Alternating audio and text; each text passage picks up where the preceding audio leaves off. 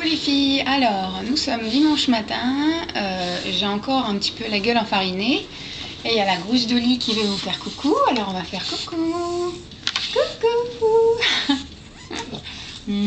Qui est belle, elle a envie de jouer en fait.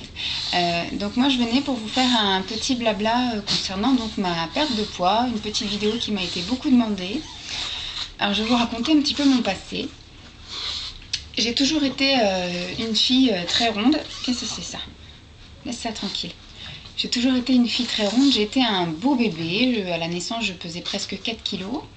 J'ai toujours eu très bon appétit. J'ai toujours, on va dire, bien mangé. À la naissance de mon frère, j'ai commencé à un peu plus manger. Et j'ai toujours été dans la courbe haute de poids quand j'étais petite. Et arrivée à l'adolescence, ça a été pire. On n'a pas vraiment trouvé le pourquoi, le comment. On a fait des examens médicaux. J'ai pas de problème à la thyroïde. Donc on pense que c'est plutôt psychologique, qu'il m'est arrivé quelque chose à un moment donné dans ma vie. On a trouvé pourquoi depuis. C'est pas ça qui m'a empêché de mieux vivre avec. Et donc j'ai toujours fait de la compensation alimentaire. On peut appeler ça de la boulimie, sauf que je ne faisais pas vomir, donc c'était pas de la boulimie, c'était de la boulimie non vomitive. Et en fait, un dernier médecin que j'ai vu a dit que je faisais de l'hyperphagie, que je me remplissais, je me remplissais sans faim et sans sensation de satiété. Je continuais à me remplir.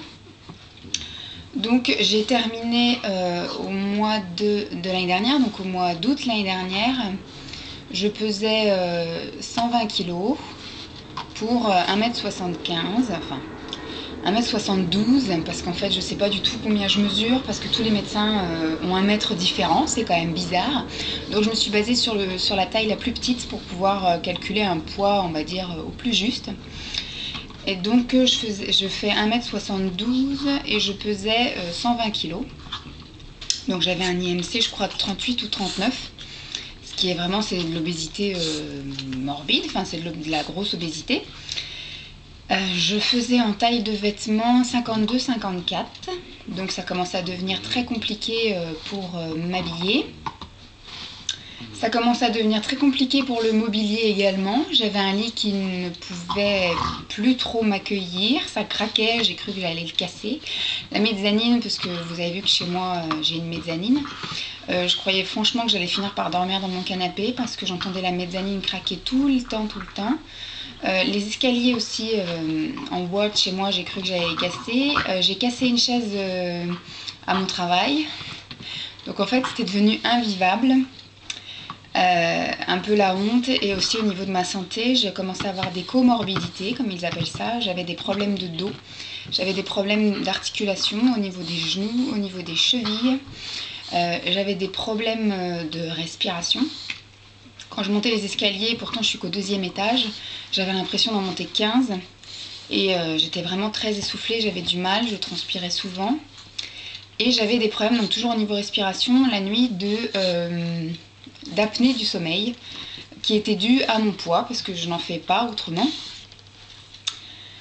Donc il a fallu trouver une solution. Depuis toute petite, dis-moi si je te gêne, merci. Ça voulait juste passer. Et donc, comme je vous disais, depuis que je suis jeune, bon, c'est une erreur également, mais ça on le sait que maintenant. À l'époque, j'en veux pas à ma mère. Je pense que ce qui a déréglé pas mal, c'est que quand j'avais une dizaine d'années, j'ai suivi mon premier régime. Elle m'a emmenée dans un service, un service pour les enfants obèses, on va dire, et j'ai suivi mon premier régime qui a marché, mais effectivement, j'ai toujours fait yo-yo. À chaque fois que j'ai fait un régime et que je perdais du poids, je le reprenais dès qu'on arrêtait le régime. Parce que voilà, en plus j'ai un frère qui lui était plutôt dans l'autre sens, plutôt très très mince, et ma mère achetait des choses et voulait pas en priver un. Donc quand il y avait des gâteaux, on mangeait tous les deux des gâteaux. Bon, bien évidemment mon frère en mangeait un avec peine et moi j'en mangeais 5 facilement.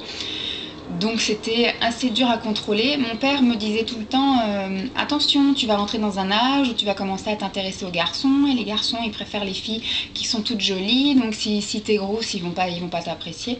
À l'époque je disais je m'en fous, mais c'est vrai que quand on est dans l'adolescence et qu'on est juste la bonne copine rigolote et que personne ne s'intéresse à nous plus que ça, on commence à un petit peu déprimer et à se réfugier dans la nourriture, et donc cercle vicieux, on grossit encore plus, on déprime et on grossit encore plus. Et donc je vous disais, j'étais arrivée à un point de non-retour où plus aucun régime ne faisait effet. Alors je les ai tous essayés, hein, la chrononutrition, Ducan, diète, enfin c'était pas Diète Avenue à l'époque, c'était Dietline je crois. Donc les produits hyper protéinés, j'ai fait du sport à outrance, donc j'ai réussi parfois à maigrir, j'ai réussi à descendre jusqu'à 68 kilos, le plus bas que j'ai descendu, 68 kilos.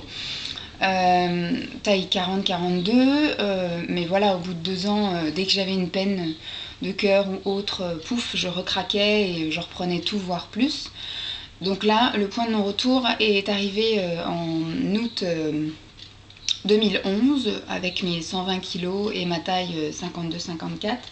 Donc je suis allée à l'hôpital et je suis allée voir un chirurgien de l'obésité. On a essayé de trouver des solutions, donc j'ai subi plein d'examens en fait, pour voir toujours au niveau de la thyroïde.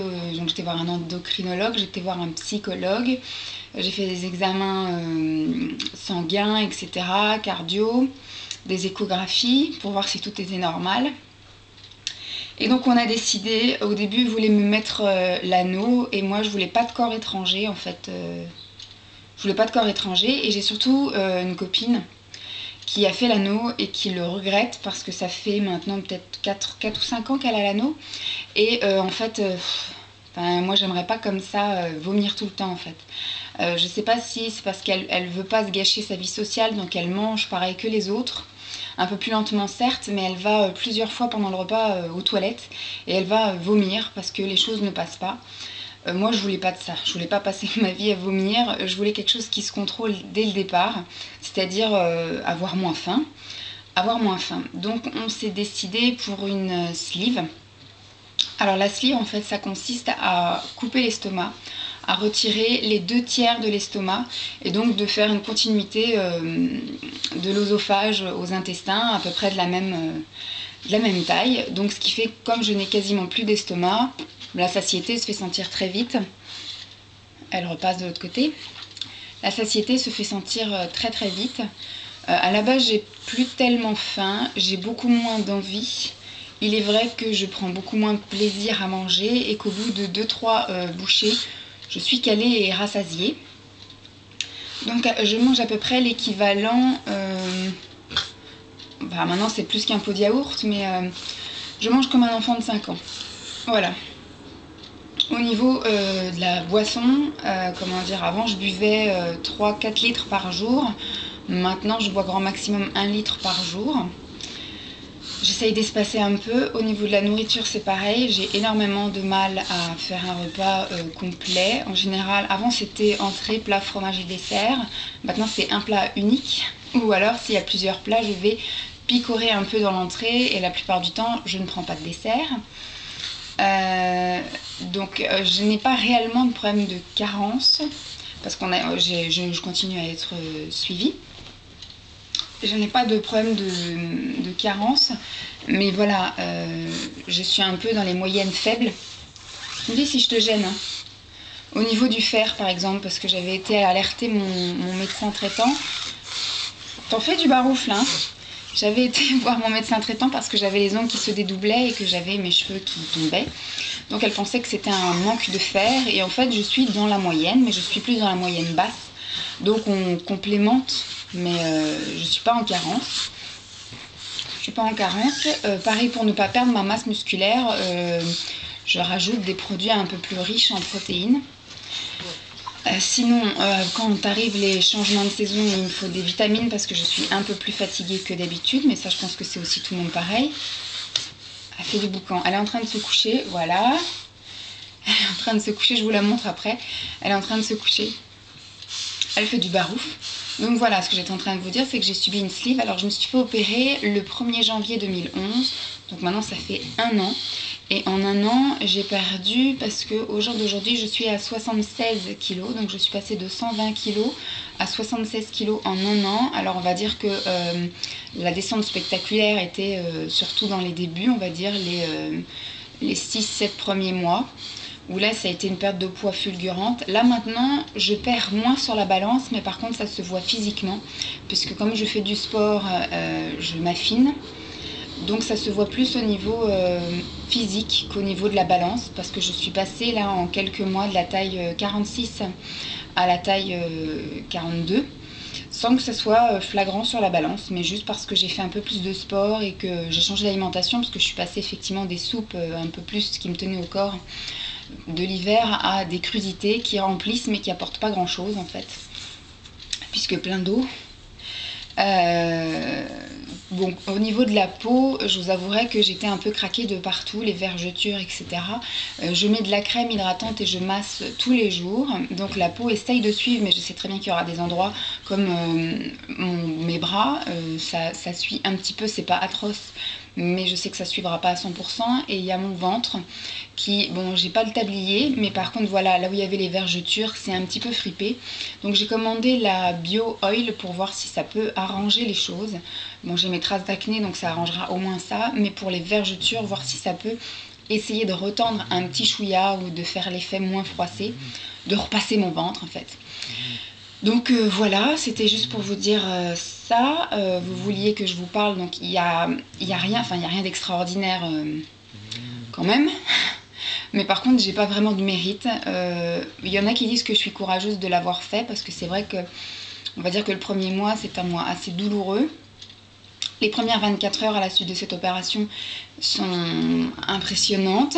Rien que pour la douleur, je ne sais pas si je le referai, mais par contre pour le résultat, il n'y a pas de problème, je repasserai par là. Qu'est-ce que je voulais dire? Donc voilà, je trouve que je n'ai pas beaucoup de mérite, même s'il y en a qui disent que je suis courageuse d'avoir fait ça et d'avoir sauté le cap. Je pense que c'était nécessaire, et pour ma santé et pour ma vie sociale, parce que je n'ai que 30 ans, et ça me gâchait la vie à tout point de vue. Sinon, quoi dire? Alors, l'estomac est un muscle, et ce que m'a dit mon chirurgien, c'est une opération qui n'est pas réellement définitive.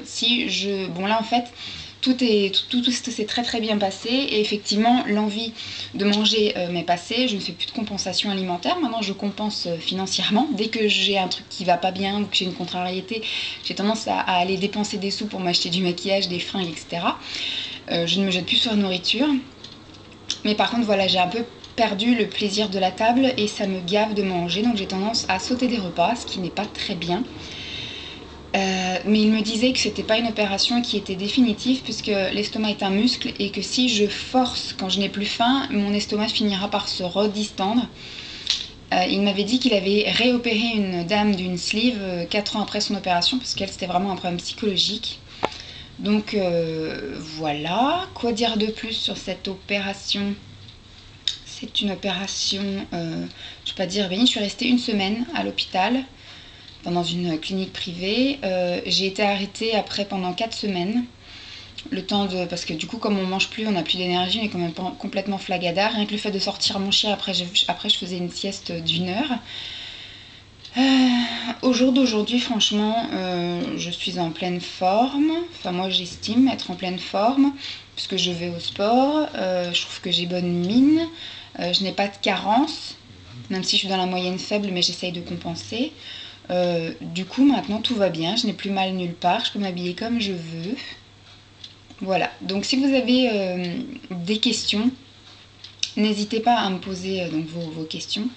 Et puis j'y répondrai avec plaisir. Mais voilà, il n'y a rien d'extraordinaire sur... Enfin, j'estime ne pas avoir fait tant d'efforts que ça, comparé à certaines personnes qui ont perdu 10 ou 20 kilos en 2 ou 3 mois, qui elles ont fait du sport à gogo et un régime strict. Moi j'ai vraiment été aidée, mais c'était médical. Donc voilà, je vous fais des gros bisous. À la limite je vais vous montrer la grosse Dolly qui dort avant, parce qu'elle nous a un peu dérangé. Donc je vais vous montrer ça de suite. Tu fais coucou? Hop, Naïda sous panier. Tu fais coucou? Dolly? Non, fais dodo. Dolly? Bon, elle veut pas vous faire coucou. Donc je vous fais des gros bisous et puis je vous dis à bientôt. Bye bye.